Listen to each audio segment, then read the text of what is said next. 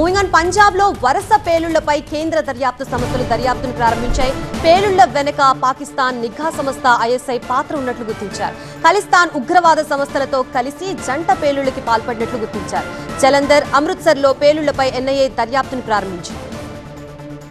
పంజాబ్ లో పేలుళ్లకి తామే కారణమని ఖలిస్తాన్ లిబరేషన్ ఆర్మీ కీలక ప్రకటన చేసింది. డీఐజీ సందీప్ గోయల్ కుటుంబమే లక్ష్యమని వెల్లడించింది.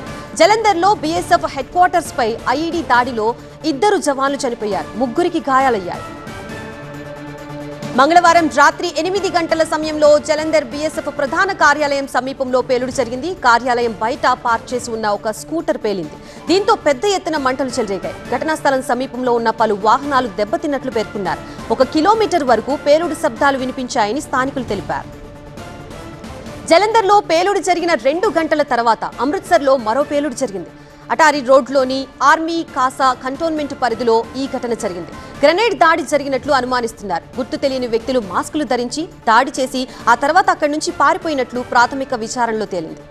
జలంధర్, అమృత్సర్ పేలుళ్లపై స్థానిక పోలీసులతో పాటు కేంద్ర దర్యాప్తు సంస్థలు కూడా దర్యాప్తు చేస్తున్నాయి.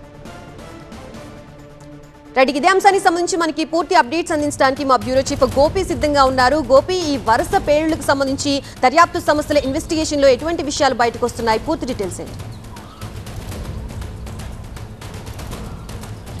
ప్రస్తుతం పంజాబ్లో హై అలర్ట్ కొనసాగుతోంది. వరుస పేలుళ్లు ఇటు అమృత్సర్లోను, జలంధర్లోను నిన్న రాత్రి జరిగిన పేలుళ్లకు సంబంధించి ప్రస్తుతం ఎన్ఐఏ రంగంలోకి దిగి ఇన్వెస్టిగేట్ చేస్తోంది.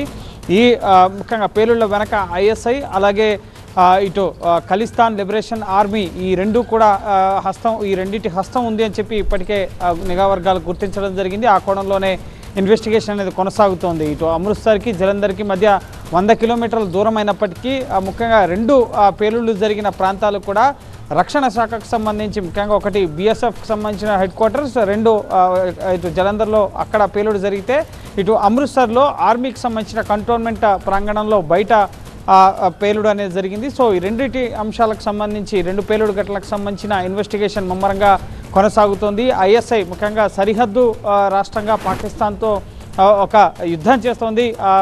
పంజాబ్ రాష్ట్రం ముఖ్యంగా ఎటువంటి సున్నితమైన పరిస్థితులు తలెత్తినా కూడా వాటిని సమర్థవంతంగా ఇటు డ్రోన్లతోటి ఆయుధాల సరఫరాని కానీ, లేక ఉగ్రవాదుల చొరబాట్లను కానీ అడ్డుకుంటుంది. సో వీటిని తాళలేకే ఈ ఐఎస్ఐ ముఖ్యంగా ఉగ్రవాద సంస్థలతో కలిసి ఈ విధంగా పేలుళ్లకు ముఖ్యంగా డిఫెన్స్ సంబంధించిన కీలక స్థావరాల లక్ష్యంగా పేలుళ్లకు పాల్పడుతుందని చెప్పి పంజాబ్ డీజీపీ ప్రకటించడం జరిగింది. ఇన్వెస్టిగేషన్ ఇంకా కొనసాగుతుంది.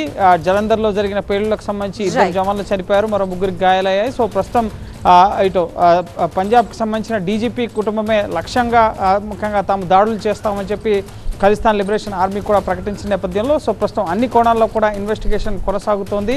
ఇంకా మరెక్కడైనా ఇటువంటి దాడులకు ప్లాన్ చేశారన్న కోణంలో కూడా ముమ్మరంగా సెర్చ్ ఆపరేషన్స్, అనుమానిత వ్యక్తులను అదుపులోకి తీసుకునే కార్యక్రమం కూడా పోలీసులు చేపట్టడం జరిగింది. Right, thank you Gopi.